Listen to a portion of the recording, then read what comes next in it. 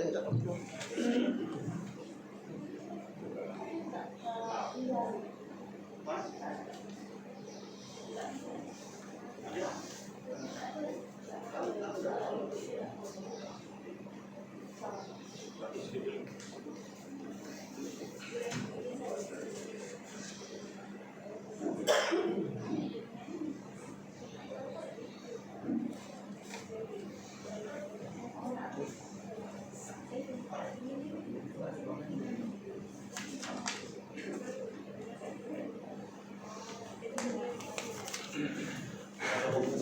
Okay.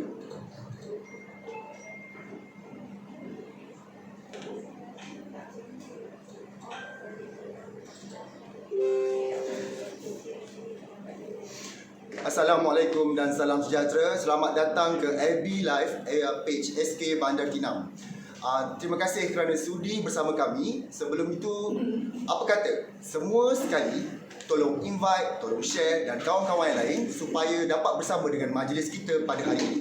Baik, anda semua sekarang berada di dalam program kolaboratif antara 20 buah sekolah katakan tidak kepada dadah. Biar jarak memisahkan, kita tetap bersama. Baik, untuk tidak melengahkan masa lagi, mari kita sama-sama memulakan majlis kita pada hari ini. Baik, sidara manis memetik nangka, rasanya enak, sedap dimakan. Wakil AADK dan KKM telah pun tiba. Selamat datang kami ucapkan. Yang dimuliakan lagi dihormati penceramah jemputan yang didatangkan khas pada hari ini, Dr. Fatimah binti Hassan, pakar perubatan keluarga, Kementerian Kesihatan Malaysia dari Klinik Kesihatan Simpang Merendam, Puan Zuraini binti Abdul Rahman, penolong pegawai Agensi Anti Dadah Kebangsaan Keluang, yang berusaha Encik Abdul Razak bin Abu Bakar, Guru Besar SK Bandar Kinam, yang berusaha pengetua-pengetua dan guru besar-guru besar yang terlibat dengan program jalinan ini, yang dihormati barisan guru penolong kanan, guru-guru dan seterusnya anak-anak didik yang dikasihi sekalian. Tidak dilupakan juga semua penonton yang bersama dengan kita mengikuti majlis kita ini secara langsung melalui FB page SK Bandar Kinam. Assalamualaikum dan salam sejahtera. Selamat datang ke program kolaboratif 20 sekolah katakan tidak kepada dadah. Biar jarak memisahkan, kita tetap bersama. Hadirin sekalian, bagi menambah keberkatan kursus kita pada pagi ini, marilah kita mengaminkan doa yang akan dibacakan oleh Encik Ashraf bin Naim. Majlis dengan segala hormatnya mempersilakan.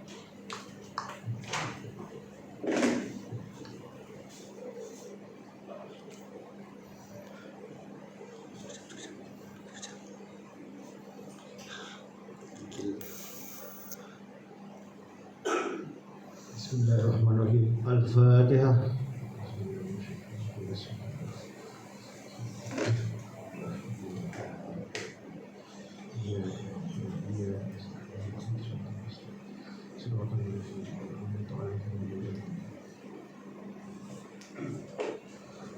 Bismillahirrahmanirrahim. Alhamdulillahirabbil alamin. Wassalatu wassalamu ala asyrafil anbiya'i wal mursalin wa ala alihi wa sahbihi ajma'in.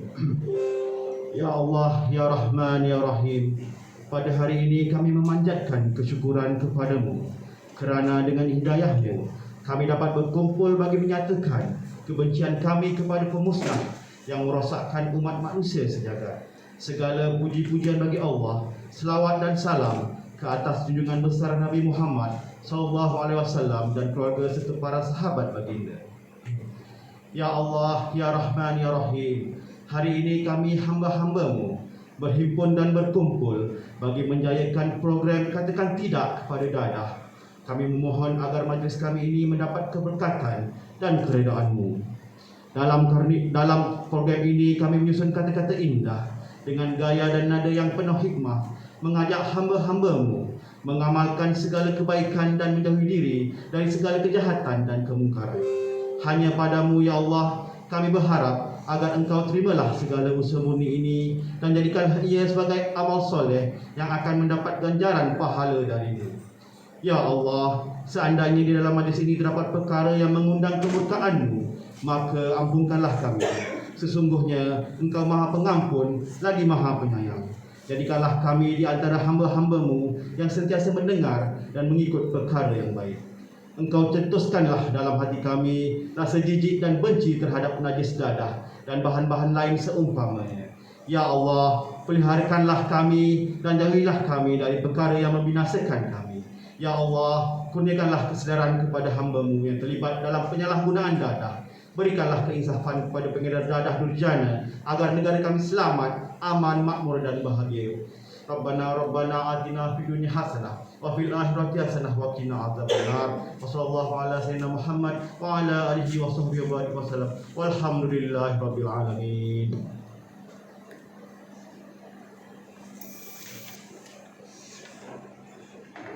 Amin amin ya rabbal alamin. Majlis merakamkan ucapan terima kasih kepada Encik Ashraf bin Naim di atas bacaan doa sebentar tadi. Hadirin yang dimuliakan, tanpa membuang masa lagi, majlis dengan segala hormatnya mempersilakan Encik Abdul Razak bin Abu Bakar, Guru Besar SK Bandar Tinam, menyampaikan ucapan dan seterusnya melancarkan program kita pada hari ini. Dipersilakan.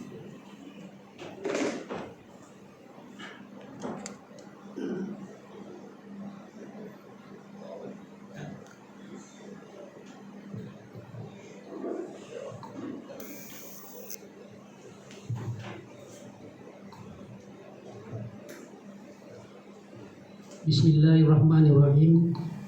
Alhamdulillahirabbil alamin.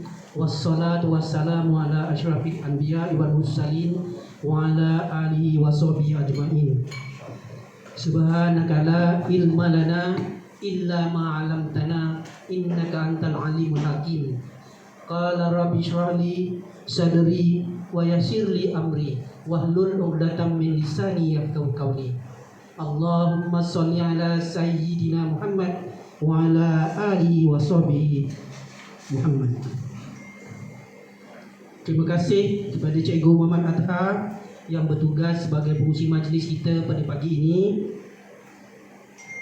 Yang saya hormati sahabat saya Tuan Zuraini binti Abdul Rahman yang merupakan penolong pegawai anti dadah daripada AADK daerah Keluang. Yang saya hormati Dr. Fatimah binti Hasan, pakar perubatan keluarga yang kini bertugas di Klinik Kesihatan Sempang Renggam Keluang. Juga yang dihormati Dr. Muhammad Syafiq bin Abdul Wahid yang juga merupakan pegawai perubatan yang bertugas di Klinik Kesihatan Sempang Renggam.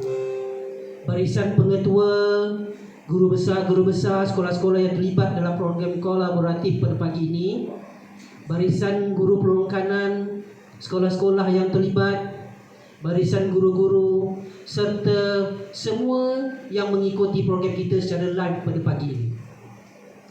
Assalamualaikum warahmatullahi wabarakatuh dan selamat sejahtera.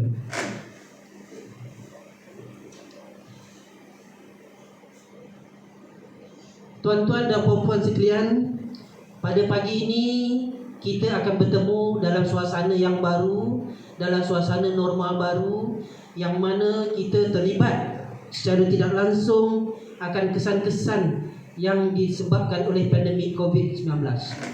Jadi pada hari ini, walaupun dalam situasi yang berbeza, kita telah mengambil satu langkah yang proaktif untuk melaksanakan juga satu program yang sangat berguna kepada anak-anak didik sekolah kita di seluruh Malaysia, iaitu yang berkaitan dengan keburukan ataupun kesan-kesan yang tidak baik terhadap anak-anak yang disebabkan oleh dadah. Tuan-tuan dan puan-puan, ingin saya menerangkan sedikit tentang program yang kita sedang lalui ini, yang mana program ini sebenarnya adalah satu program kolaboratif yang melibatkan 20 sekolah di seluruh Malaysia, yang mana ada 8 sekolah menengah dan juga 12 sekolah rendah yang terlibat secara langsung dalam majlis pelancaran kempen anti dadah ini. Jadi sekolah Bazan Bandar Tinam merupakan host bagi pelancaran program ini. Terima kasih yang tidak terhingga daripada kami kepada semua sekolah-sekolah yang terlibat. Semoga hubungan ini akan terus berjalan dengan baik dan kita sentiasa berkolaboratif pada masa-masa yang akan datang. Tuan-tuan dan puan-puan, kita memang tidak dapat dinafikan, memang sejak dari dulu lagi, bahawa dadah merupakan salah satu daripada musuh negara yang sangat besar. Kesan dadah memang kita tak dapat nafikan akan memberikan kesan yang buruk kepada negara kita sekiranya kita tidak bendung daripada peringkat awal lagi. Peringkat awal yang saya masukkan ialah di peringkat sekolah.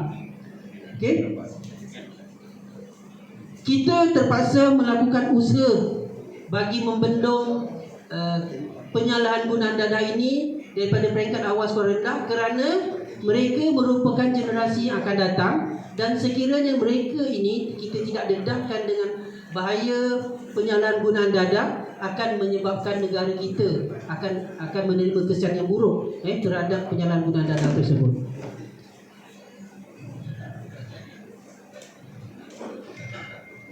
Baik, salah satu yang usaha yang telah kita lakukan ialah dengan mengadakan kempen anti dadah. Kempen anti dadah yang mana pihak sekolah akan mengadakan pelbagai program untuk pengisian dalam program kempen tersebut. Antaranya ialah program mewarna, mungkin program ceramah motivasi, ceramah berkaitan dengan kesan-kesan buruk penyalahgunaan dadah yang disampaikan oleh pakar-pakar ataupun jemputan ceramah kita yang bertauliah untuk menceritakan tentang perkara ini. Okey.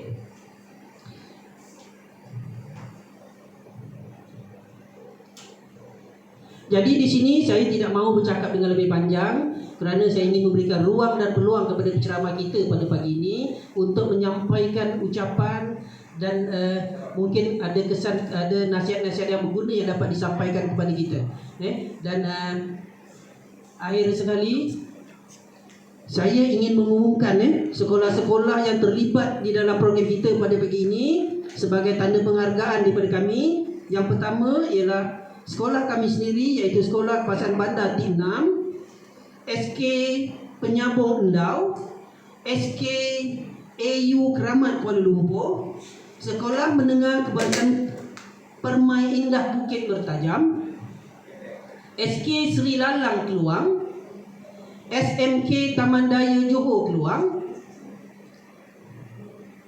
minta maaf, SMK Taman Daya Johor Bahru, SMK Seri Sepang Selangor, SK Salak Sepang Selangor, SK Section 18 Shah Alam, SMK Puchong Selangor, SMK Sungai Burong Tanjung Karang Selangor, SMK Sultan Ismail Kemaman Terengganu, SMK Sungai Bayur Selama Perak, SK Lanai Kedah, SM Sekolah Menengah Arab Jaim Asyakirin Melaka, SK Sungai Wei Petaling Jaya Selangor, SK Kampung Kuantan Batang Kali Selangor, SK Kampung Kuat, SK Seremban 2A Negeri Sembilan, SK Durian Tipus Jelebu Negeri Sembilan, dan SMK Bandar T6 Keluang. Jadi kesemua 20 sekolah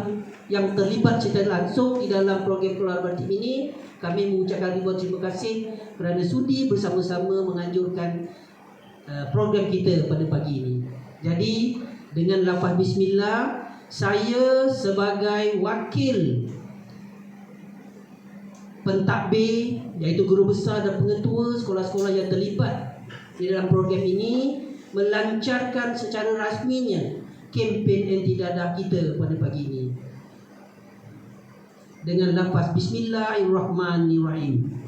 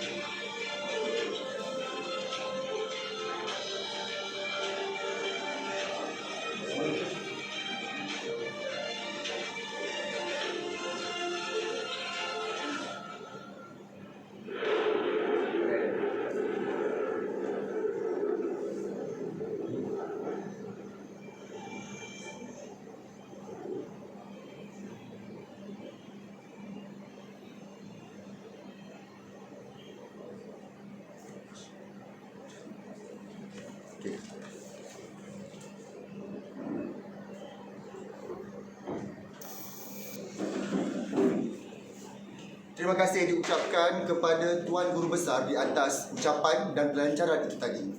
Seterusnya, saya ingin memberikan satu kata kunci. Dadah pemusnah negara. Dadah pemusnah negara. Baik. Seterusnya, marilah kita sama-sama mendengar ceramah yang pertama dari Puan Zuraini binti Abdul Rahman, penolong pegawai Agensi Anti Dadah Kebangsaan Keluang. Majlis dengan segala hormatnya mempersilakan. Bismillahirrahmanirrahim.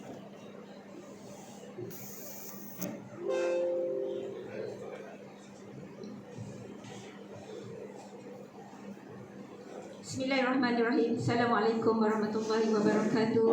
Selamat pagi semua anak-anak. Okey, saya perkenalkan diri saya Zuraini binti Abdul Rahman daripada Agensi Anti Dadah Kebangsaan Daerah Keluang. Saya pasti semua orang faham dan tahu apa itu AADK, apa fungsinya AADK. Okey, saya ambil peluang hari ini nak ucapkan tahniah dan terima kasih kepada semua anak-anak yang berada di sedang mengikuti FB Live. Maksudnya mempergunakan masa yang dengan sebaik-baiknya. Okey, walaupun kita dalam era norma baru, kita ambil peluang ni menggunakan teknologi yang ada untuk kita menyampaikan ilmu yang sangat berguna ni. Okey, jadi saya ambil peluang hari ini untuk menyampaikan sebuah ceramah yang bertajuk Evolusi Dadah dari sudut bahan dan juga perundangan.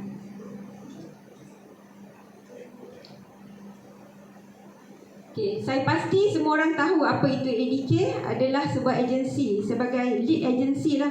Okey, Agensi Anti Dadah Kebangsaan. AADK itu adalah Agensi Anti Dadah Kebangsaan. Memang pernah dengar lah, sebab AADK ni sangat aktif bergiat pergi ke sekolah-sekolah untuk menyampaikan ceramah dan juga pameran. Okey, dan untuk makluman semua, hari ini adalah Hari Anti Dadah Kebangsaan yang kita sambut di seluruh Malaysia.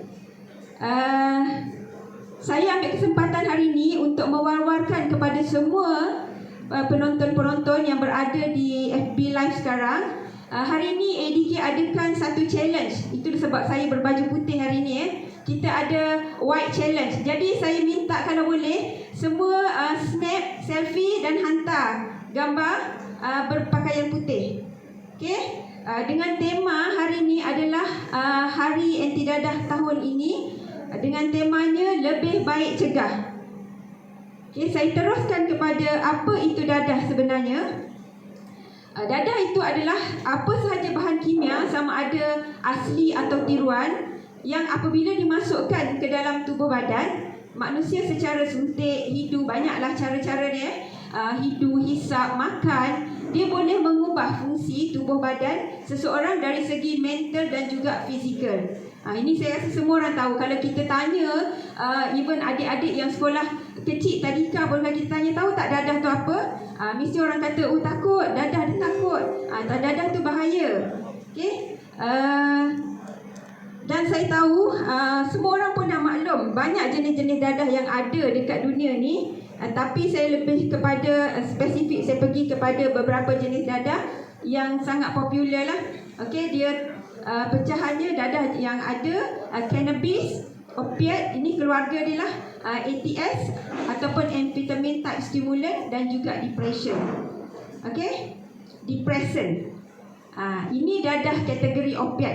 Opiat ni dia ada pecahan pula lah. Ada candu, ada heroin, morfin, kodin. Okay, saya akan terangkanlah apa itu candu, apa itu heroin, apa itu morfin dan juga apa itu kodin. Kalau kita tengok zaman dulu, candu ni memang sangat-sangat popular lah. Okey, kalau orang cakap apek candu kan, ketagihan candu. Candu ni dia berasal daripada satu pokok, itu pokok popi. Pokok popi ni diproses getahnya tu, dia akan ambil, dia akan jadi melikat lah. Proses dia akan baunya sangat tengit. Daripada situ dia jadi candu, dan proses lagi dia menjadikan dadah jenis morfin. Agak-agak morfin ni bagus ke tak bagus? Dah tentulah tak bagus kan. Tapi ada dari segi klinikalnya, ada doktor-doktor gunakan untuk bagi supaya untuk kita nak kawal kesakitan, doktor bagi kan. Tapi itu tak boleh simply ambil, tak boleh sewenang-wenangnya, kena mendapatkan nasihat doktor. Okey, tak boleh adik-adik jangan ambil perkara-perkara macam ni. Okey, yang seterusnya kita pergi kepada dadah heroin.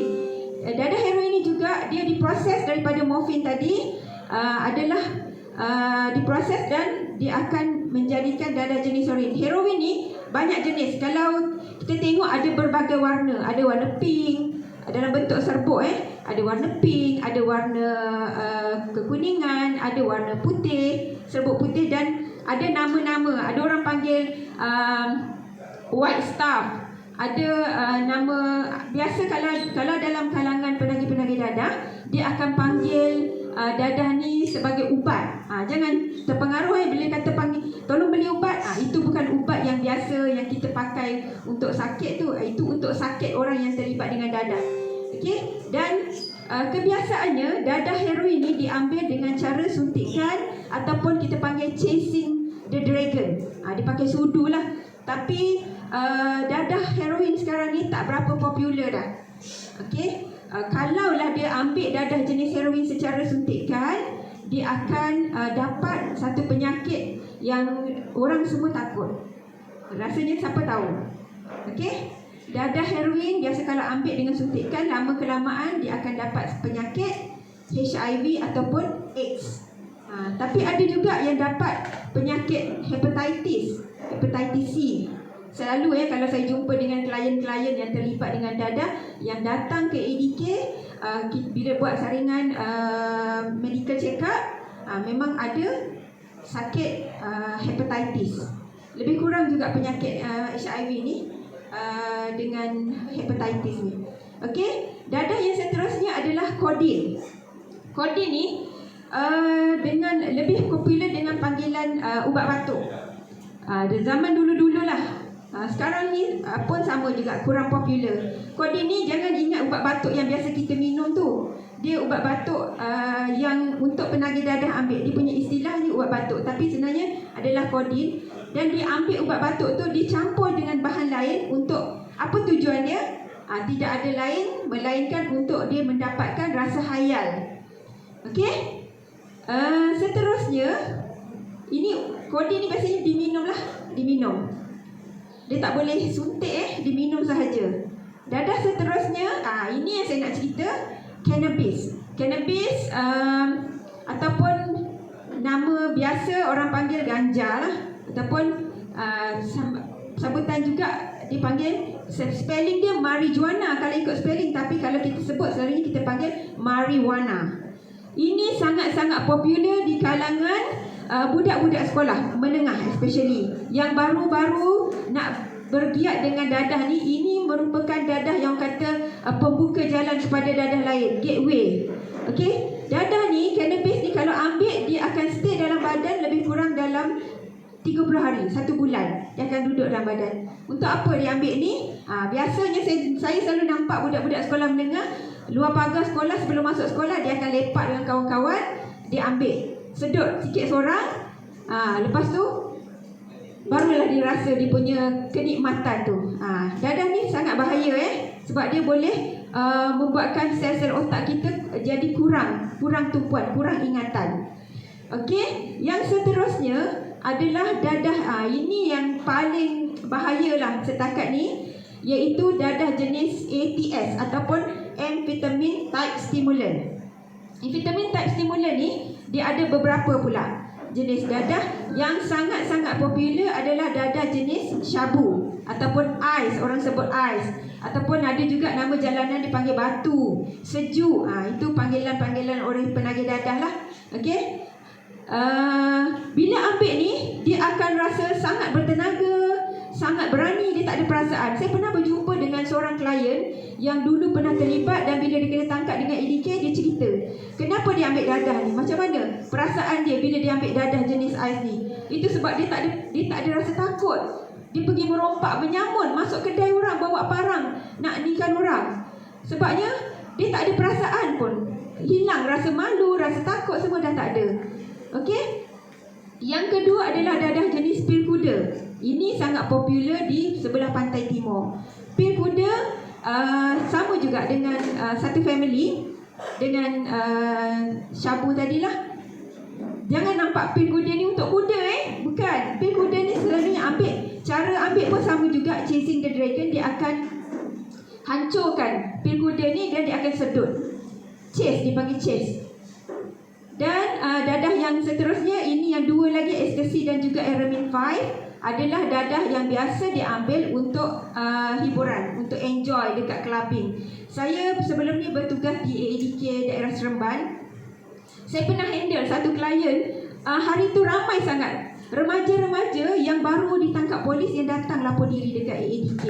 So bila saya tanya macam mana boleh terlibat, boleh datang sampai ke AADK ni, rupanya mereka ni ditangkap dalam satu private party.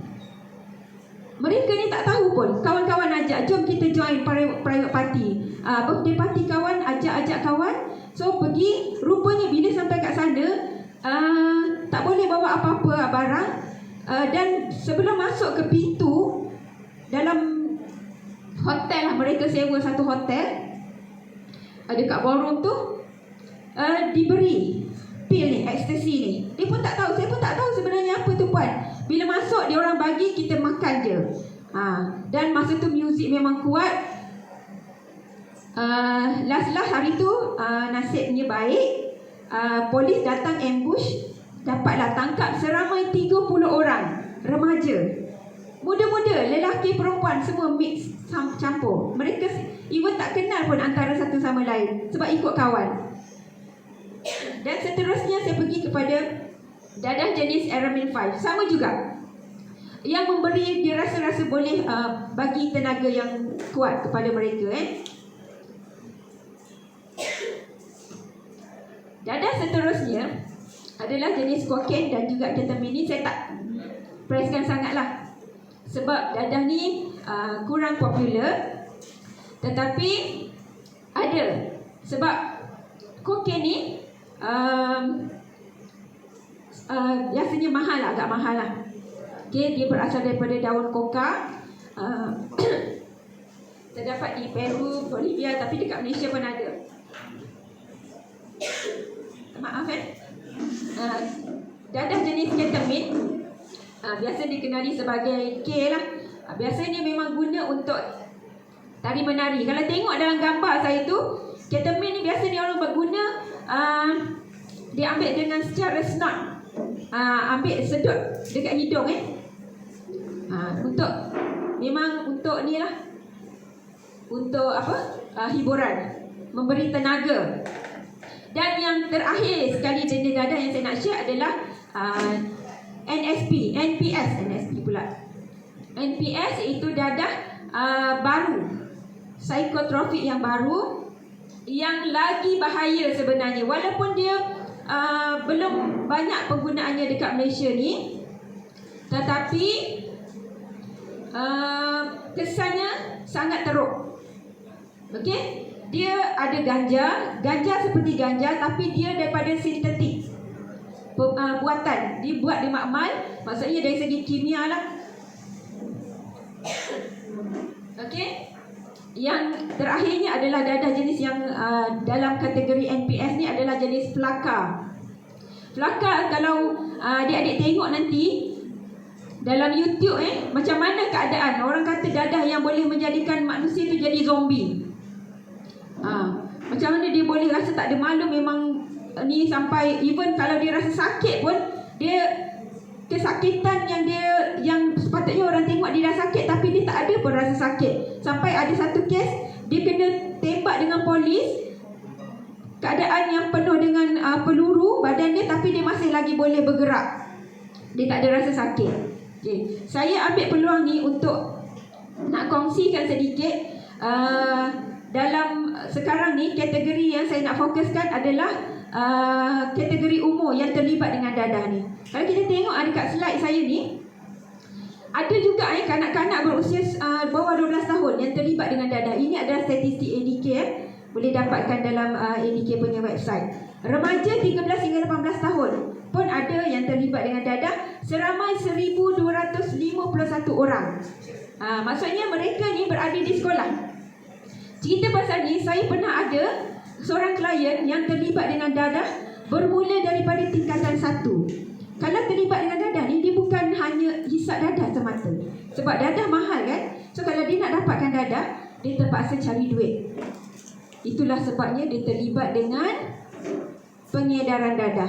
Bila terlibat dengan pengedaran dadah, dia tak berminat lagi nak pergi sekolah. Mulalah dia ponting sekolah dan terlibat dengan masalah pelancongan sosial yang lain. Okey, kita tengok kepada evolusi dadah.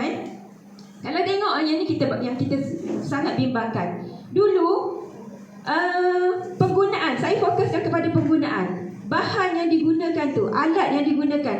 Kalau zaman dulu evolusi bermula orang isap candu, kena pakai alat yang sangat panjang. Dia akan baring untuk sedut tu. Okey, tapi semakin menyusut, maksudnya alatan tu makin mengecil.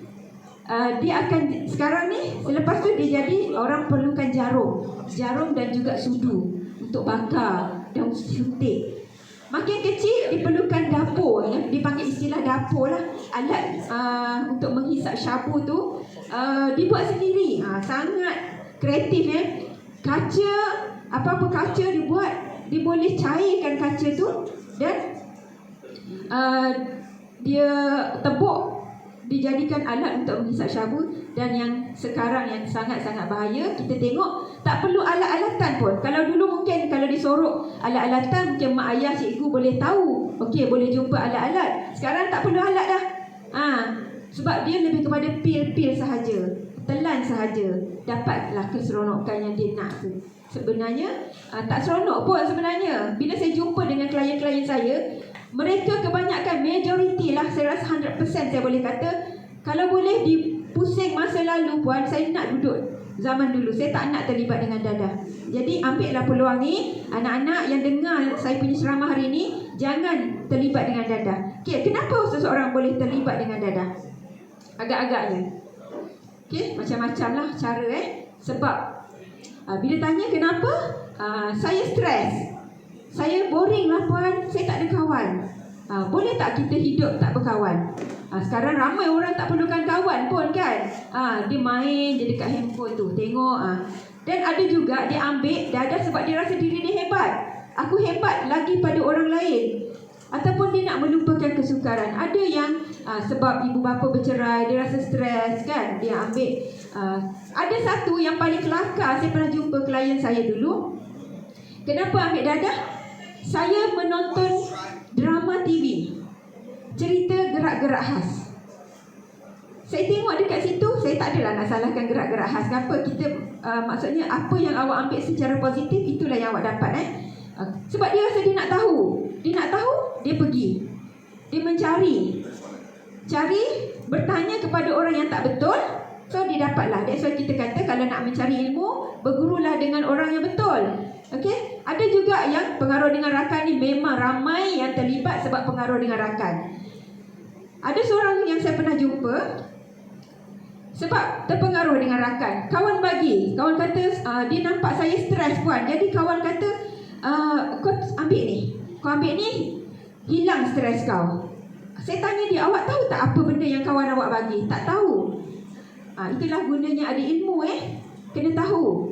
Bila kita ada ilmu, katalah kawan kita bagi, mesti kita bertanya lebih detail. Apa bagi apa ni, untuk apa sebenarnya? Untuk hilangkan stres. Ada tak benda ajaib dalam dunia bila ambil terus hilang? Tak ada kan?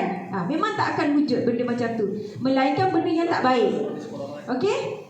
Ataupun dia ambil sebab rasa nak dipunyai dalam kumpulan tu.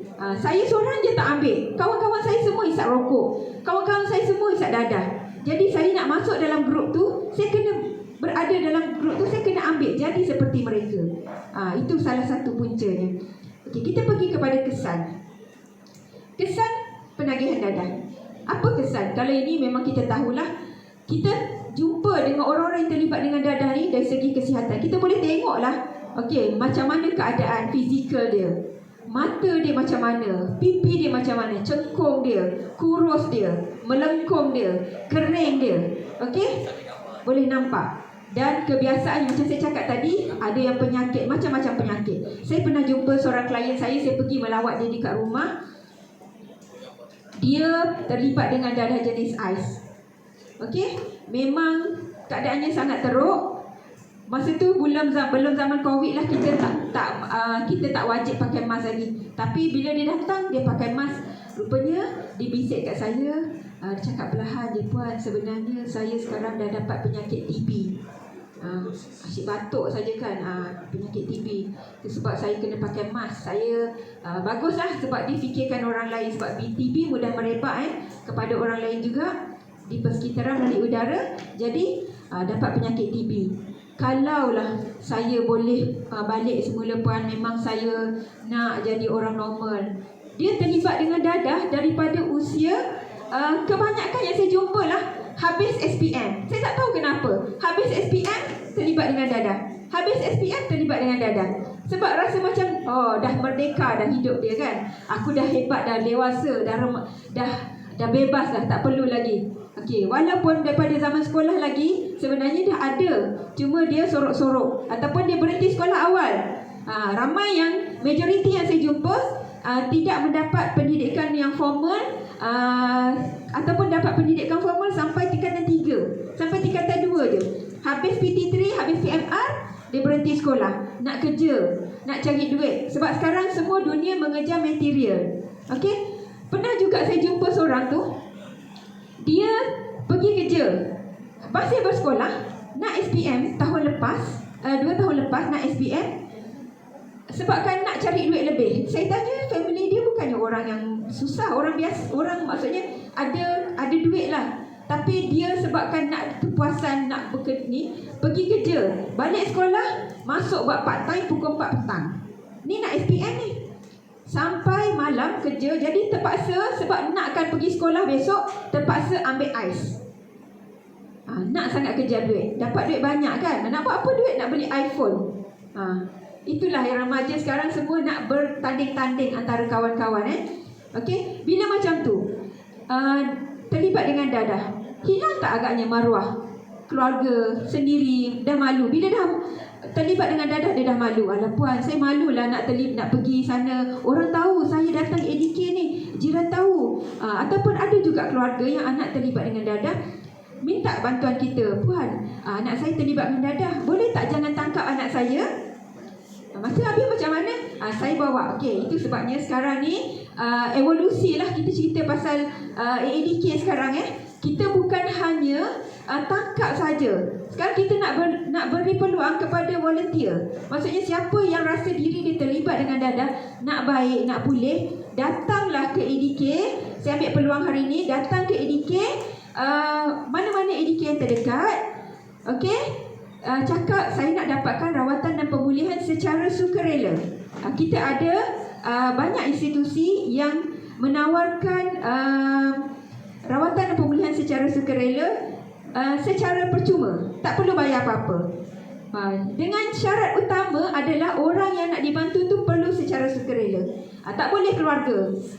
Puan, anak saya terlibat dengan dadah, saya nak bawa anak saya. Tak boleh. Anak puan nak tak? Tak nak, anak saya tak nak, tapi saya nak. Memang puan nak, tapi anak tak nak, anak tak bersedia. Jadi tak boleh. Isyarat utamanya adalah anak tu sendiri, orang yang nak dirawat tu sendiri, yang terlibat tu yang nak dirawat. Okey? Sebab dia kata belum puas, enjoy lagi. Belum puas, enjoy. Okey? Dan keluarga sebenarnya nak jaga kan maruah. Anak terlibat dengan dadah, agaknya ada tak ADK datang malam-malam ketuk pintu rumah? Saya pernah ikut pergi operasi. Kita panggil sampai ke sudah tak keluar. Bila kita minta isteri, rupanya sehari tu isteri dia yang buat aduan supaya ambil suami dia. Kita cari satu rumah, tak jumpa. Rupanya dia menyorok dekat atas siling rumah dia. Lama, duduk sampai ketar-ketar dah kaki dia, sampai ketar lutut. Umurnya pun dah tak berapa, nak remaja lagi kan, dah remaja purba. Duduk panjat atas siling, agak-agak boleh bertahan berapa lama. Last-last dia terpaksa turun juga dan hantarlah. Itu kena libatkan undang-undang. Bila aduan dan orang tu tak bersedia untuk dapatkan rawatan dan pemulihan, kita kena libatkan undang-undang lah. ADK kita bergerak di bawah seksyen Akta Penagih Dadah Rawatan dan Pemulihan 1983. Rawatan dan pemulihan. Jangan kata, puan, saya jumpa orang hisap dadah, banyak dadah kat rumah dia. Minta maaf, ADK tak boleh ambil tindakan ke atas barang-barang ataupun dadah-dadah. Kita hanya memberi rawatan dan pemulihan kepada penagih dadah sahaja. Okey? Mungkin masyarakat ada yang tak faham. Dia kata, saya tengok orang tu, rumah dia banyak dadah. ADK pergi ambil tangkap orang tu dengan dadah-dadah. Sekarang minta maaf. Kita hanya ambil rawat untuk orang penagih dadah sahaja. Okey? Sebab saya kata tadi, bila anak terlibat, family rasa malu, maruahnya tercabar, tercemar, dan juga masyarakat pandang serong. Cuma hari ini saya nak ambil sedikit peluang, nak ajak masyarakat di sana mengubah stigma. Jangan lagi orang kata bila seorang terlibat dengan dadah, kita pulaukan, kita letak, oh ni budak ni jahat. Tak perlu. Kita tukar. Sekarang kita dah dalam keadaan zaman tahun 2021 ni, kita bagi peluang kepada mereka, kita ajak mereka bersama-sama kita. Sebab kebanyakan penagih dadah yang jatuh semula sebabkan oleh masyarakat itu sendiri. Masyarakat tak menerima. Itu sebab kita nak mewujudkan community empowerment. Maksudnya community membantu penagih-penagih ini kembali kepada masyarakat semula. Datang kepada kita, bawa kata ADK ada program-program ni. Jom ajak pakcik ada buat program gotong royong hari ni dekat surau, dekat masjid, jom ikut. Tak apa, kau pernah jatuh, semua orang pun buat silap. Okey? Dan yang terakhirnya, saya nak bagi sedikit tips. Apa tips yang nak buat lah. Okey? Yang pertama, kena elak pelawaan negatif. Kalau anak-anak, kalau sekolah rendah, biasanya ADK pergi, kita akan bagi macam mana kita nak membina resilient, nak bagi mengatakan tidak. Macam mana nak katakan tidak kepada pelawaan negatif. Memang that's why kita kata, kalau kita nak ada kawan yang baik, kita nak jadi orang baik, kita kena berada dalam circle yang baik, yang positif, orang yang baik-baik, kan? Pernah tak dengar orang kata kalau kita berkawan dengan orang penjual minyak wangi, wanginya tu kita dapat, sikit pun tak dapat. Kalau kita berkawan dengan orang yang tukang besi, bau besi tu kita dapat. Bukan nak kata tukang besi tu tak bagus, maksud saya dia punya keburukan, berada dalam situasi yang buruk, sikit sebanyak buruknya kita dapat. Itu sebab kita kena belajar macam mana nak mengelakkan pelawaan negatif. Banyak cara. Nanti boleh tengok, macam cikgu sendiri pun ajar macam mana cara kita nak mengatakan tidak. Mungkin kita boleh ubah. Kawan ajak, jom kita isap rokok. Tak apalah, hari ni aku ada kerja ni, aku tak boleh nak ikut kau. Jomlah kita pergi sana, tak boleh. Kita kena divertkan benda tu pergi ke tempat lain. Okay? Dan kena mengisi masa lapang dengan perkara berfaedah. Banyak sekarang perkara-perkara yang berfaedah yang kita boleh buat, kan? Dalam zaman PKP ni semua orang tak boleh keluar rumah, duduk rumah, buatlah benda-benda yang berfaedah. Banyak kita boleh main indoor game dengan adik-beradik kita, macam-macam lah kita boleh buat, kan? Dan kita kena bijak memilih rakan-rakan. Macam saya cakap tadi lah, elak pelawaan negatif, bijak memilih rakan-rakan.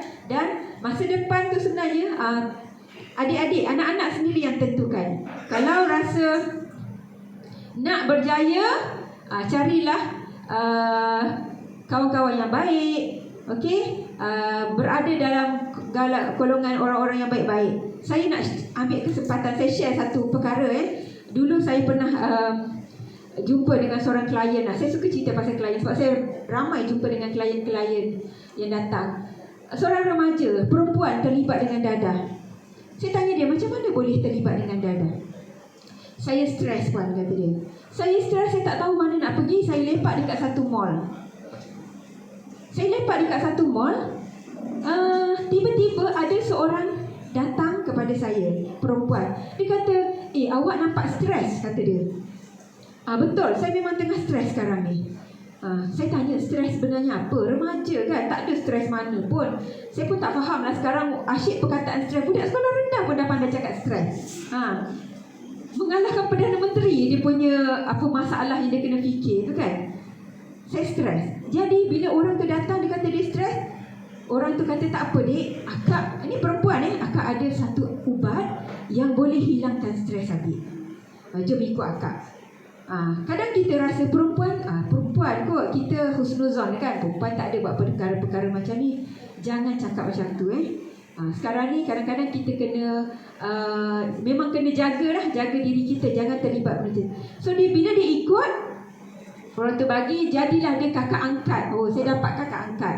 Kakak angkat itulah yang mengajar dia cara macam mana. Itu sebab kalau biasa saya jumpa kan, saya tanya dia, kalau dia terlibat dengan syabu, mana awak? Siapa punya alat hisap syabu? Saya tanya dia. Kalau dia kata saya punya, saya baru first time puan.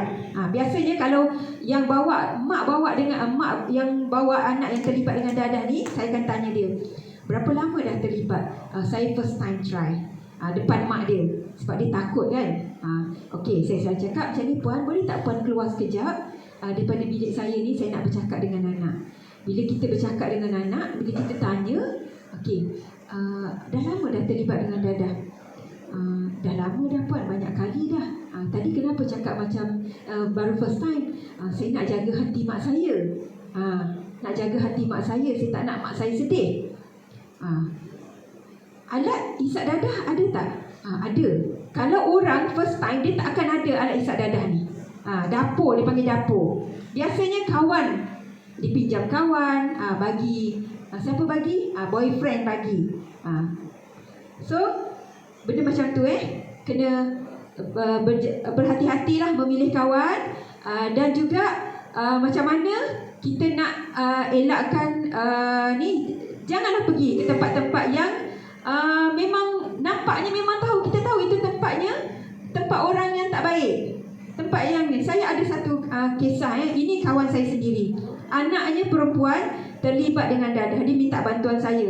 Saya sampai pukul 12 malam pergi nak menyelamatkan anak dia, dalam keadaan anak dia yang sangat teruk dah masa tu. Tangan dia bercalah, apa panggil? Dikelar-kelar. Biasa saya jumpa klien saya memang biasa, tangan berkelar ni memang biasa.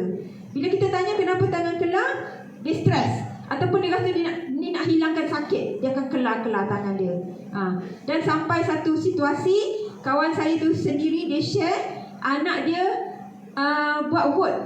Saya pun tak tahulah, dekat IG dengan WhatsApp status, dia minta kawan-kawan vote sama ada cara nak bunuh diri macam mana. Suruh kawan-kawan vote sama ada nak gantung ataupun terjun bangunan. Sampai peringkat macam tu. Ini bahayanya dadah ni. Dan saya pernah juga jumpa seorang klien saya memang dah gantung diri. Gantung diri kat kipas. Tapi rezeki dia masih panjang umurnya. Baru gantung diri, mak dia cari-cari, tengok dia dekat bilik, sempat mak dia selamatkan diri, terus refer kepada jabatan sekretari. Dapatlah, duduklah kat sana. Dan satu lagi saya nak ubah stigma masyarakat. Ada orang yang terlibat dengan macam ni, dia akan refer kepada jabatan sekretari. Janganlah takut pergi jabatan sekretari. Orang kata pergi jabatan sekretari hospital sebab ada masalah mental. Bukan, tak semestinya. Kalau ada depression, kalau ada rasa tertekan, jumpalah, carilah seseorang. Okey, kongsi. Dekat sekolah-sekolah saya pasti memang ada kaunselor-kaunselor, guru bimbingan dan kaunseling, ataupun carilah orang yang betul. Okey, yang boleh kongsi. Jangan cari orang tak betul. Kalau cari orang tak betul, dia akan bagi ubat. Ini ubat dia, kau makan, kau telan, hilang masalah kau. Bila saya tanya, hilang tak masalah awak? Memang hilang masa tu. Hilang beberapa minit sahaja dan masalah tu akan datang semula. Apa lagi dia nak buat selepas masalah tu datang semula? Dia akan ambil dengan dos yang lebih banyak. Akan bertambah. Sampai dia akan rasa kebergantungan dia kepada dadah tu sendiri. Itu sebab bila kita tanya dulu terjebak dadah mula-mula jenis apa? Mula-mula dulu saya ambil ganja. Lepas ambil ganja, sekarang kenapa saya urin awak positif metafetamin, syabu? Ganja belajar ni dah tak ada rasa apa-apa dah untuk saya puan. Itu sebab kawan pula cakap ini lagi kick, lagi bagus, lagi kuat. So saya ambil lah dadah jenis Shabu. Dadah Shabu bukannya murah, mahal. Sampai tu sebab saya kata tadi, sebab nak dapatkan dadah terpaksa mencuri. Tengok-tengok kita keluar rumah, tengok penutup longkang rumah kita dah tak ada. Mana pergi kita dah tahu dah. Oh ini memang orang kata orang sakit lah ni. Dan ambil, boleh pula naik motor dalam keadaan merempit, laju-laju sebab dia dah tak ada rasa. Tak ada rasa takut, tak ada apa kan. Okey? Itu saja. Baik, ada beberapa soalan daripada para penonton kita. Yang pertama ni saya rasa soalan ni dah dijawab, tapi saya bacakan je soalannya semula. Apakah tindakan jika ada keluarga terlibat dengan dadah? Okey, tadi saya rasa puan dah jawab. Mungkin saya boleh sedikit lagi bagi penerangan. Okey. Jika seseorang ada ahli keluarga yang terlibat dengan dadah, saya dah maklumkan tadi. Yang pertama sekali, jangan terus pulaukan dia. Cakap dengan dia, ambil perhatian kepada dia. Sebab kebanyakan yang saya jumpa penagih-penagih dadah ni, orang yang boleh saya katakan attention seeker. Dia macam perlukan perhatian. Pergi bawa dia ke ADK yang berhampiran, dan ADK boleh minta dapatkan rawatan dan pemulihan secara sukarela. Soalan yang seterusnya puan, boleh baik ke? Boleh baik ke? Kita cakap dadah ni, orang yang terlibat dengan dadah ni, dadah ni adalah penyakit yang orang kata kepulihan sepanjang hayat. Memang ada testimoni lah, kalau boleh saya kata testimoni, orang yang terlibat dengan dadah ni yang boleh baik, yang baik. Tapi mereka ni dah tak nak exposekan diri. Duduk diam-diam. Kalau orang Negeri Sembilan kata duduk ontok-ontok. Boleh baik, insya-Allah boleh baik, tapi dengan hati yang kental. Boleh baik, insya-Allah. Soalan yang terakhir puan, boleh tak pulih sendiri tanpa jumpa siapa-siapa? Saya tak pernah jumpa lagi orang yang ada magic macam tu lah. InsyaAllah boleh. Tapi saya kata macam tadi lah, tanpa jumpa siapa-siapa, diri sendiri. Kena kuat, kena kental. Memang ada orang yang kata boleh baik sendiri, tapi dia adalah cara dia. Mungkin dia punya ketagihan kepada dadah tu tak, orang kata tak kuat. Tapi bagi saya memang memerlukan seseorang. Sebab ini masalah mental. Kena bercakap kepada seseorang. Itu saja daripada saya. Terima kasih. Assalamualaikum warahmatullahi wabarakatuh. Terima kasih diucapkan kepada Puan Zuraini bintu Adir Rahman di atas ceramahnya itu tadi. Mari kita sama-sama dengarkan tadi dia punya pesanan beliau, dan juga jangan lupa hashtag hari ini untuk berpakaian berwarna putih dan boleh hantarkan ke page EADK. Baik. Untuk seterusnya, tidak melengahkan masa lagi, kita menjemput. Sebelum kita menjemput ni, saya ingin cakap sekali lagi, kita punya kata kunci pada hari ini ialah dadah pemusnah negara. Dan bagi guru-guru di seluruh Malaysia yang mengikuti program ini, berpeluang untuk mengisi SPL KPM yang akan diberikan QR code-nya nanti, dan jangan lupa untuk scan di akhir nanti. Baik, untuk tidak melengahkan masa lagi, saya ingin menjemput Dr. Fatimah binti Hassan, pakar perubatan keluarga Kementerian Kesihatan Malaysia dari Klinik Kesihatan Simpang Renggam. Bagi yang ada soalan, apa sahaja soalan, dan sekiranya bernasib baik, saya akan bacakan soalan tersebut. Anda boleh type di ruangan komen dan anda tuliskan. Nanti saya akan bacakan soalan dan doktor sendiri akan menjawab soalan tersebut. Okey, mari kita bersama-sama dengan doktor sekarang.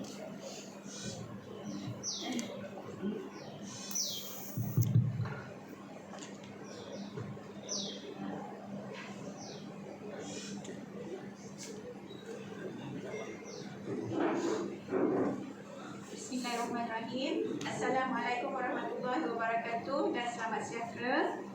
Terima kasih kepada Tuan Pengerusi. Terima kasih kepada pengajar yang telah menjemput saya untuk beri ceramah pada hari ini. Dan juga terima kasih kepada guru-guru, pengetua, murid-murid dan juga semua yang menonton live Facebook pada hari ini. Jadi tajuk yang diberi sebenarnya adalah impak dadah terhadap kemenjadian manusia secara fizikal dan mental. Saya akan menyampaikan slide yang telah disediakan oleh Kementerian Kesihatan Malaysia. Yang ini adalah modul latihan cerah pada tahun 2017.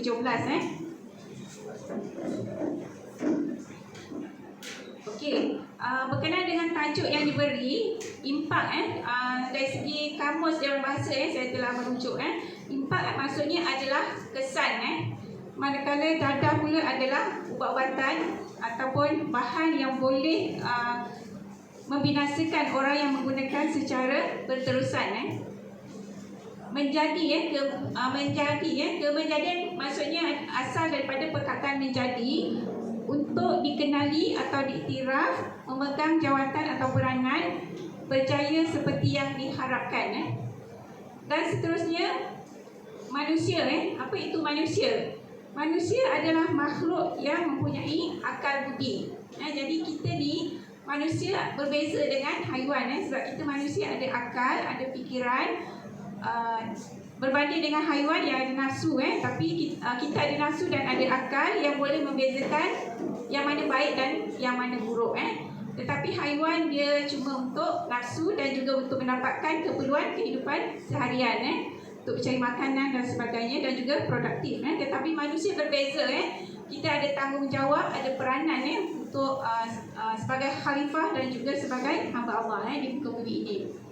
Jadi sebenarnya sebahagian daripada tajuk yang saya akan sampaikan berkenaan dengan kesan dadah secara fizikal dan mental dari segi aspek kesihatan, sebahagiannya telah disampaikan oleh Puan Zuraini, pegawai ADK tadi. Jadi ada slide yang mungkin bertindan.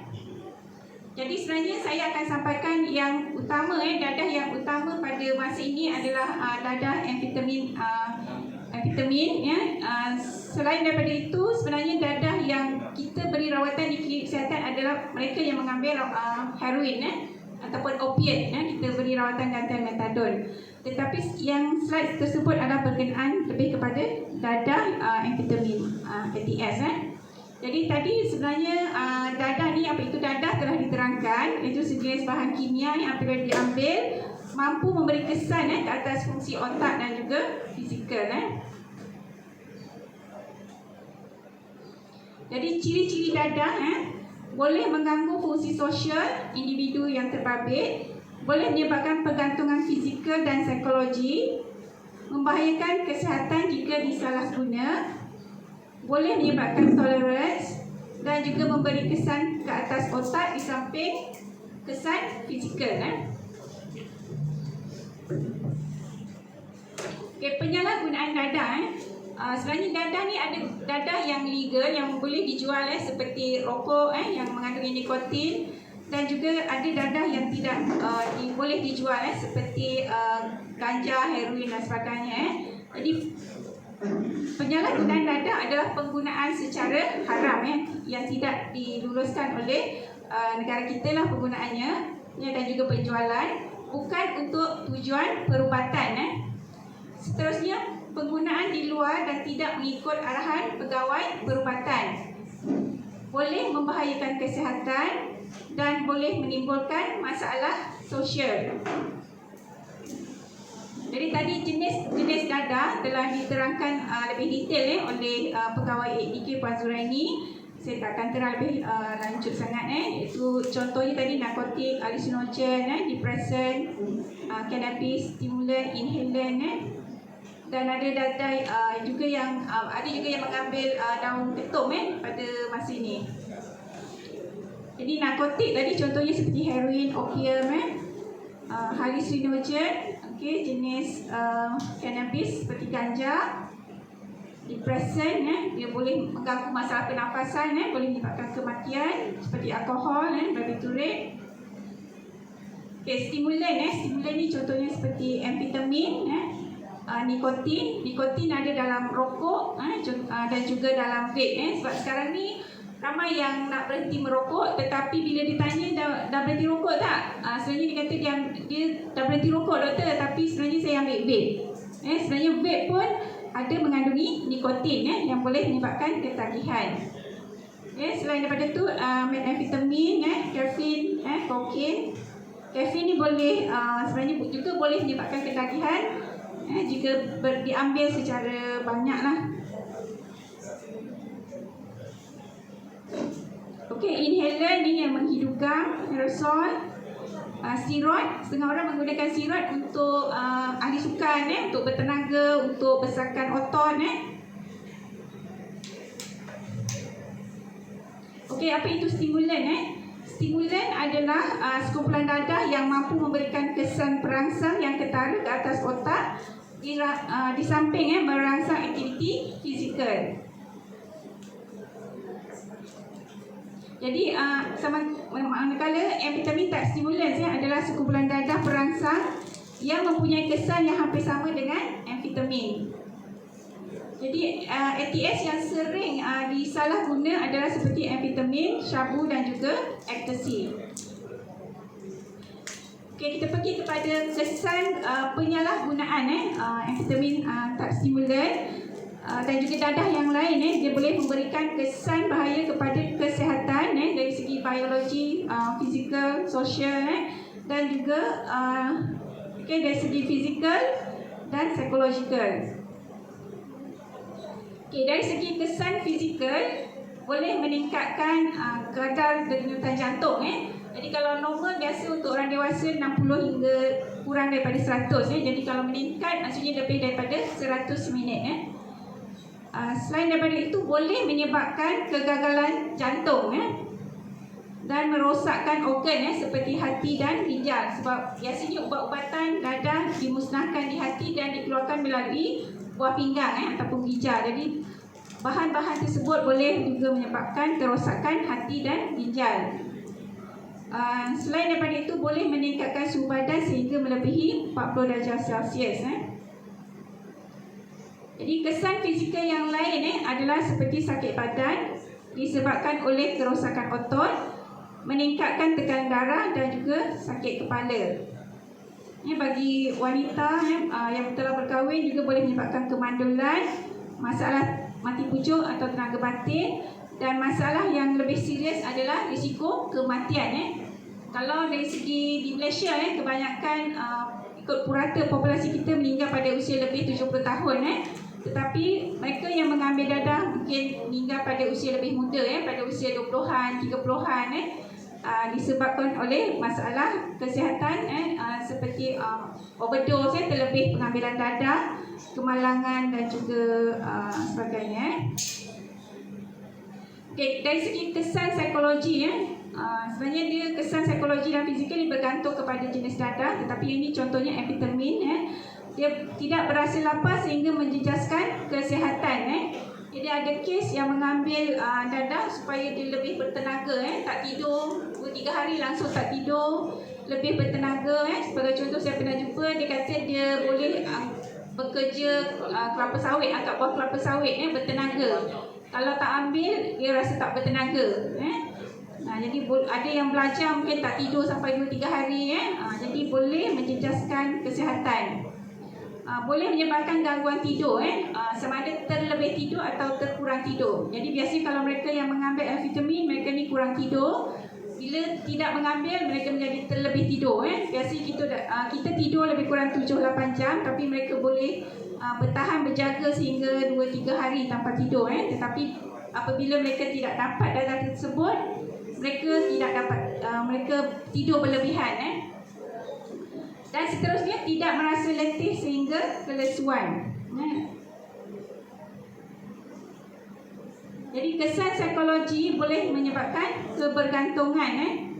Kebiasaannya mereka yang mengambil dadah pada peringkat awal cuba untuk mencuba, tidak semua kita panggil penagih. Jadi ada yang dia mengguna saja, ada yang menyalahgunakan dan ada juga yang kita panggil yang ketagihan. Jadi mereka yang pada peringkat awal hanya mengguna atau menyalahguna, yang itu kita belum lagi panggil penagih dadah. Jadi kalau ada ciri-ciri seperti kebergantungan, perlu mengambil dadah yang lebih untuk mendapatkan kesan yang sama, iaitu baru kita panggil dia adalah seorang penagih dadah. Jadi antara cirinya kebergantungan. Seterusnya dari segi mental boleh menyebabkan masalah kemurungan, tekanan perasaan. Kalau di klinik kesihatan kita ada saringan bina sihat untuk mengesan sama ada seseorang itu ada mengalami stres, kemurungan ataupun anxiety atau keresahan. Dan selain daripada itu boleh juga menyebabkan seseorang mengalami masalah paranoid. Dia merasa buruk sangka terhadap orang lain. Contohnya kalau kata isteri, mungkin dia ingatkan isteri tu ada girlfriend, ada boyfriend lain, ada pasangan yang lain, dia berburuk sangka. Jadi boleh menyebabkan masalah rumah tangga juga. Okey, seterusnya dari segi masalah sosial, mendatangkan masalah keluarga. Contohnya ada anak-anak yang sepatutnya dia sebagai seorang pelajar, dia tak dapat belajar. Ada yang malam selalu hilang daripada rumah, tidak balik rumah tengah malam pukul 2-3 pagi ataupun tidak balik langsung, dan boleh menyebabkan kerisauan kepada ahli keluarga. Ada ibu bapa yang datang jumpa saya, dia kata anak dia tak balik pukul 2, 3, 4 pagi. Jadi ibu bapa pun tak boleh tidur. Menyebabkan mereka punya tekan darah tak boleh turun. Walaupun dah makan 4-5 jenis ubat darah tinggi, tapi tekanan darah masih tinggi. Jadi risiko kalau darah tinggi kepada pesakit darah tinggi boleh menyebabkan risiko komplikasi seperti stroke, masalah dan juga serangan jantung.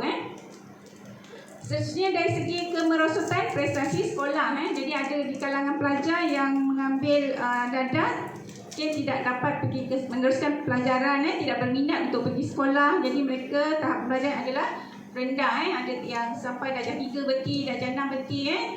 Sepatutnya sampai tahap yang tertinggi sebolehnya, sehingga universiti sebaiknya.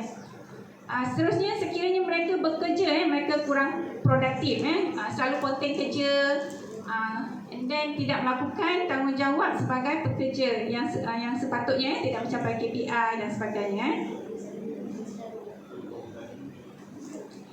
Okey, dari segi masalah sosial boleh meningkatkan risiko kemalangan jalan raya. Tadi Puan Zuraini pun ada maklumkan mereka ni sangat berani. Kalau bawa motor ke, bawa kenderaan, bawa dengan laju, boleh terbang sekali.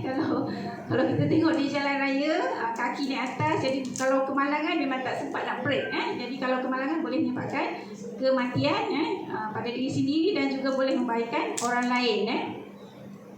Yang seterusnya meningkatkan salah laku seks. Jadi yang ni pun ramai di klinik kesihatan yang di kalangan remaja ada yang masalah mengandung pada usia 16 tahun.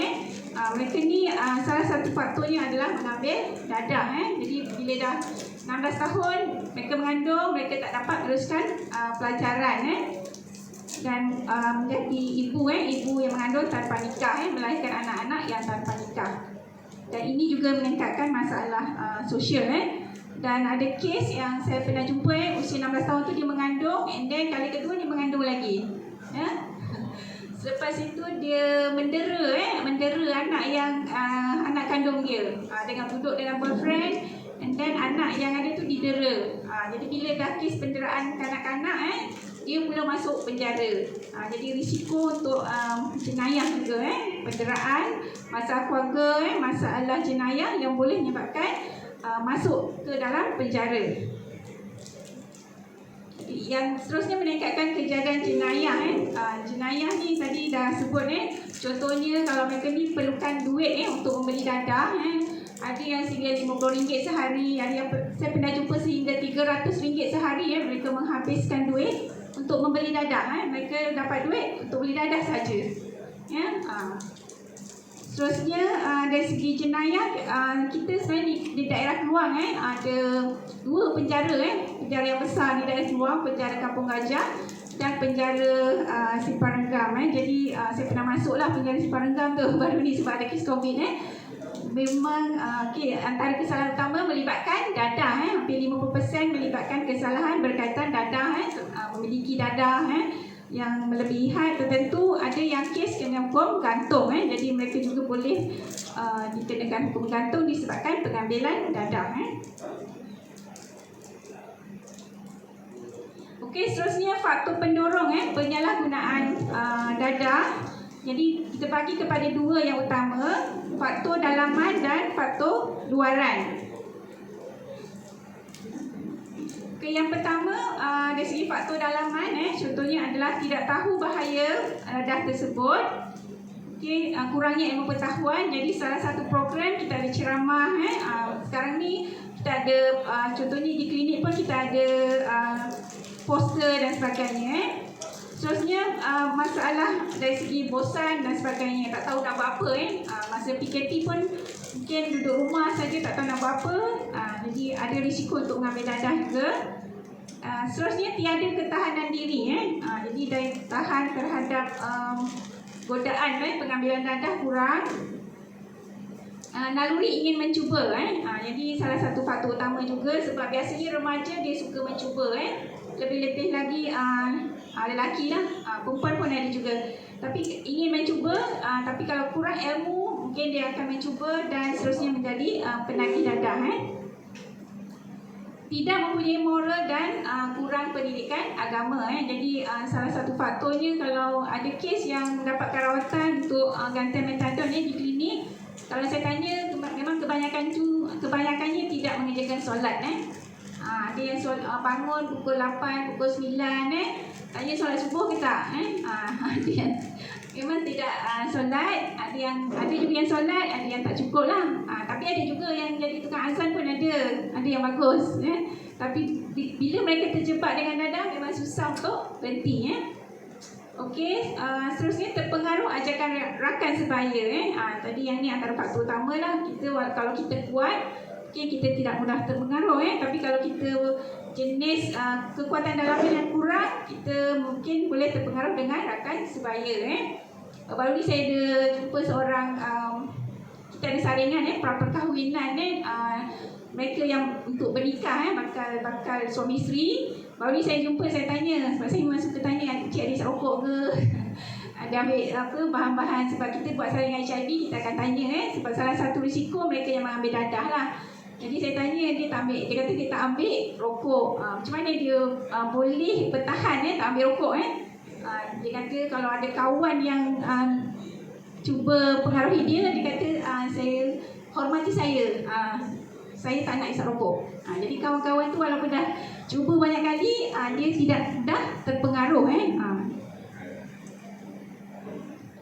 Okey, seterusnya pengaruh luaran ni pengaruh luaran ni sebenarnya kadang-kadang di luar kawalan memang suasana, ada yang memang suasana kerja daripada 10 orang mungkin ada 8 orang isap rokok jadi memang susah untuk mengelakkan, tetapi sebenarnya boleh jadi pengaruh rakan sebaya sebab dia nak sama-sama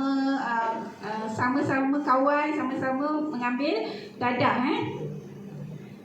Seterusnya berada di tempat-tempat yang mendedahkan mereka kepada pengaruh amfetamin ataupun dadah-dadah lain dan juga tekanan dan masalah masalah ni banyak masalah dalaman, masalah keluarga masalah keuangan jadi kadang-kadang mereka mengambil dadah untuk mengurangkan masalah, tapi sebenarnya tidak dapat menyelesaikan masalah tersebut cuma mungkin rasa tenang sebentar saja.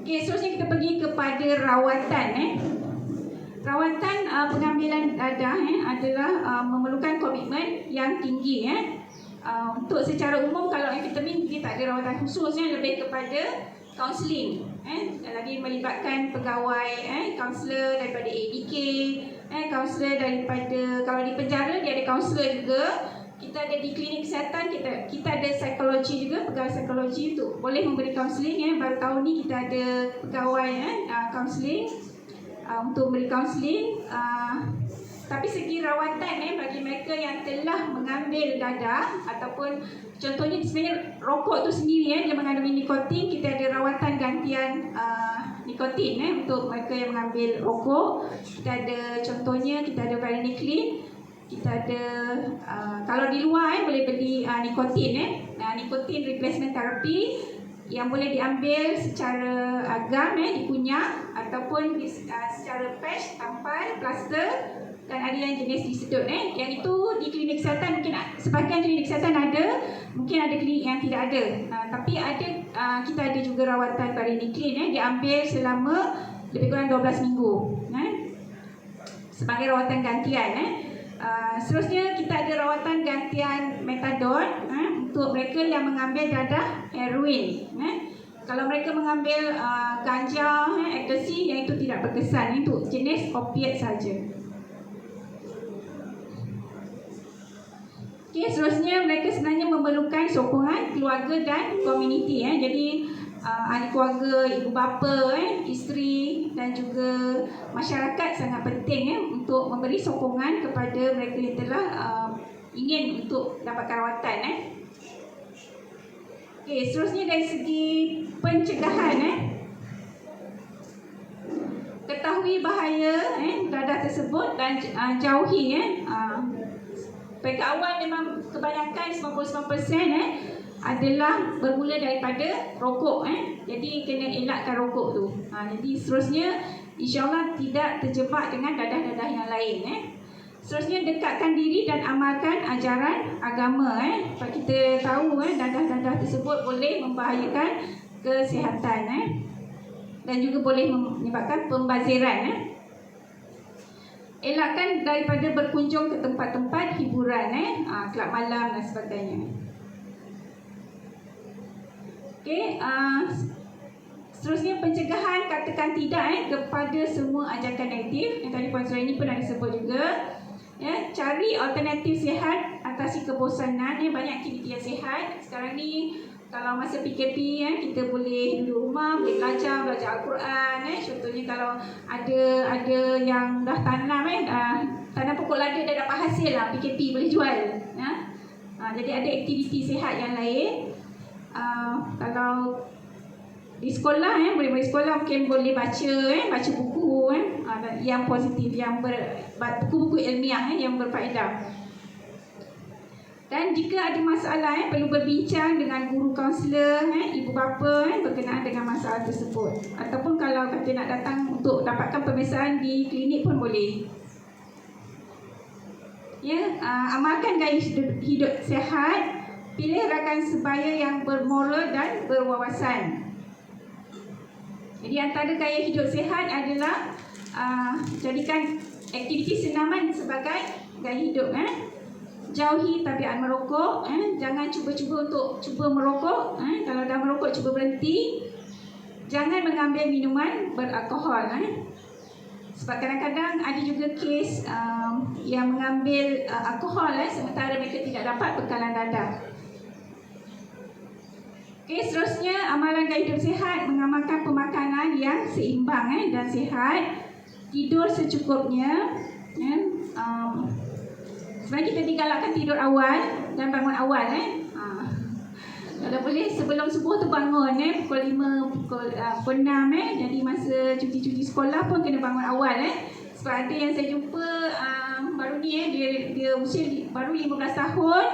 Saya tanya dia bangun tidur pukul apa? Pukul 12. Pukul 12 tengah hari baru bangun subuh. Bukan bangun subuh, bangun dah tengah hari, tak sarapan pagi.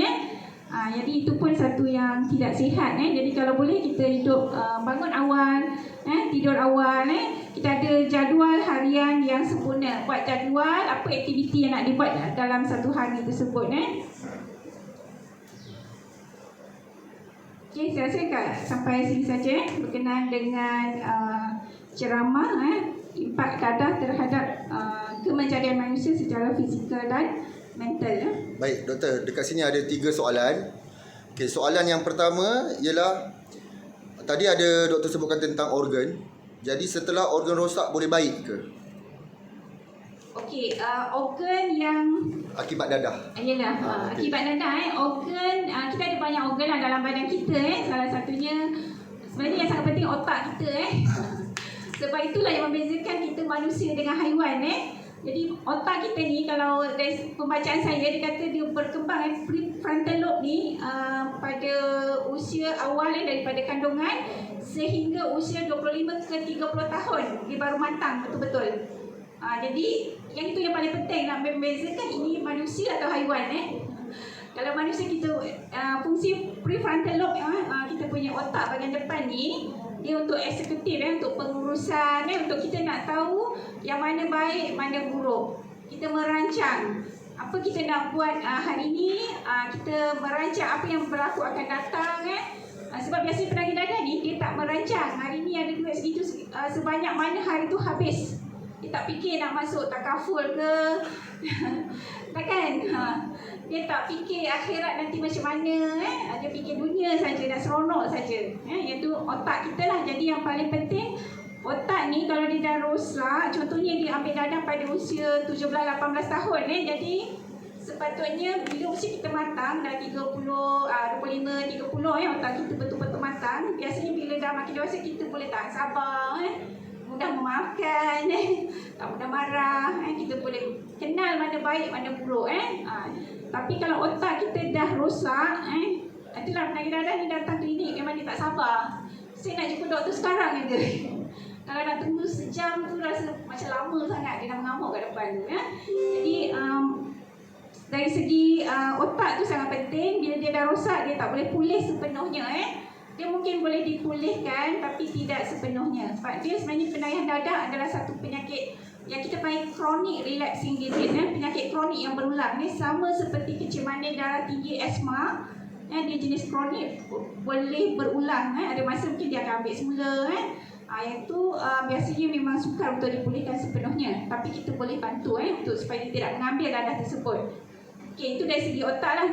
Organ lain yang terlibat mungkin dari segi contohnya hati boleh menyebabkan radang hati boleh menyebabkan kanser hati Jadi kalau mereka yang mengambil dadah walaupun secara chase boleh dapat hepatitis C dan juga boleh menyebabkan kalau kongsi jarum boleh menyebabkan penyakit berjangkit seperti HIV kita ada ramai pesakit HIV sekarang dan juga hepatitis B sifilis dan penyakit-penyakit inilah jangkitan seksual disebabkan oleh pengambilan dadah Jadi kalau organ contohnya kalau mungkin dia ambil sedikit untuk jangka masa yang singkat mungkin komplikasi itu tidak berterusan tapi kalau jangka panjang dia boleh menyebabkan radang hati kanser hati dan sebagainya.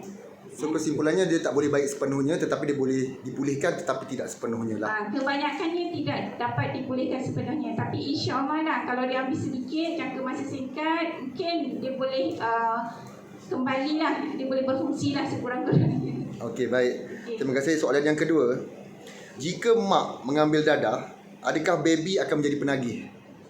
Okey, apa yang berlaku sekiranya ibu mengambil dadah, memang ada kes lah saya ada kes yang ibu mengandung dia ambil dadah, kesan kepada bayi boleh menyebabkan kecacatan boleh menyebabkan kelahiran pramatang dan juga kalau kata dia mengambil dadah sebelum dia bersalin di jangka masa tertentu beberapa hari sebelum bersalin kalau dia tidak berhenti mengambil dadah jadi bayi yang dilahirkan boleh mengalami masalah gian lah kita panggil masalah kemunduran withdrawal symptom apabila dia tidak dapat dadah contohnya rasa macam menggigil Bayi pun kena jugalah maksudnya. Bayi boleh kena juga.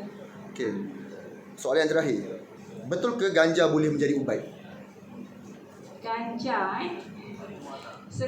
itu mungkin di luar negara lah. Kalau di Malaysia kita ganja masih lagi diharamkan mungkin di luar negara dia sebagai dadah rekreasi untuk ubat. Tapi di Malaysia kita tidak ada.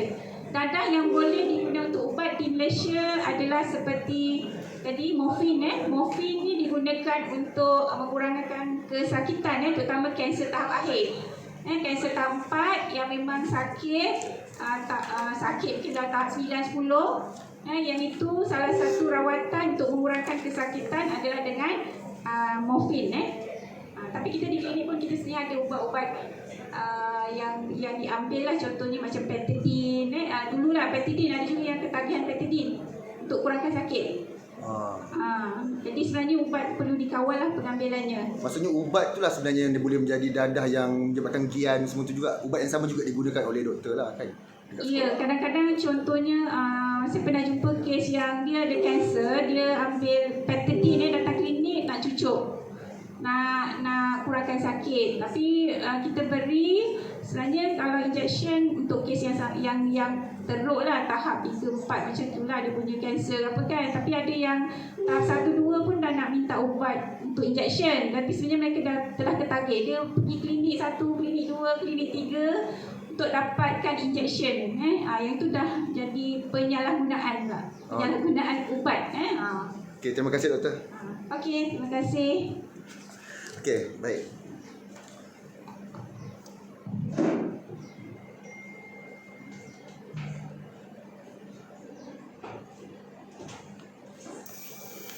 Okey, majlis mengucapkan ribuan terima kasih kepada Dr. Fatimah binti Hassan, pakar perubatan keluarga Kementerian Kesihatan Malaysia, Klinik Kesihatan Simpang Renggam. Jadi semoga kita semua mendapat manfaat. Maka dengan itu berakhirlah majlis kita pada hari ini. Kepada yang sama-sama menonton live kita pada hari ini, kami 20 buah sekolah yang berkolaboratif bersama-sama mengucapkan jutaan terima kasih. Di akhir selepas ini kami akan memberikan QR code selama 15 minit di mana semua guru boleh scan sebab QR code tersebut akan dibuka selama 2 jam. Jadi boleh lakukannya bermula selepas ini. Sekian, terima kasih. Saya mewakili warga kerja dan juga semua sekolah mengucapkan sekali lagi ribuan terima kasih. Assalamualaikum.